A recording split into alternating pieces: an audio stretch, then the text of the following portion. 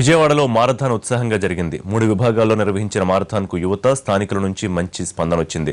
Indira Gandhi stadium నుంచి అమరావతి వరకు 22 కిలోమీటర్ల రన్ నిర్వహించారు. అనంతరం 10K రన్ను ప్రారంభించిన కేంద్ర మంత్రి వెంకయ్య రాజధాని నిర్మాణంలో అందరూ భాగస్వాములవ్వాలని పిలుపునిచ్చారు.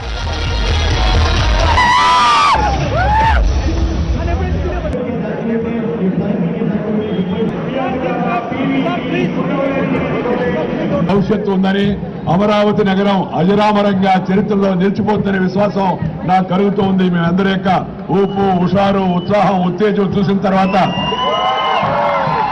ఈ రాష్ట్రానికి, ఈ తెలుగు రాష్ట్రాలకు, అలాగే ఈ యొక్క ఆంధ్రప్రదేశ్కు, అలాగే అమరావతి నగరానికి మంచి భవిష్యత్తు ఉందనే విశ్వాసం నాకు ఎంతో కలుగుతూ ఉంది.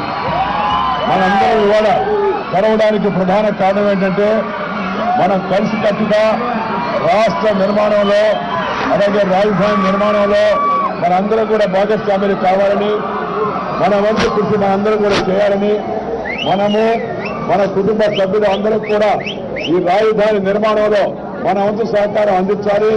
రాష్ట్ర నిర్మాణంలో ఆంధ్రప్రదేశ్ శక్తివంతంగా అభివృద్ధి క్రమంలో కూడా ఆంధ్రప్రదేశ్ ఏ అంటే ముందు, ఆ అంటే ముందు ఉండే విధంగా ఆంధ్రప్రదేశ్ తయారు చేయడం కోసం మనందరం కంకణబద్ధులు కావాలని చెప్పని ఈ సందర్భంగా మీ అందరికీ మనవి చేస్తాం.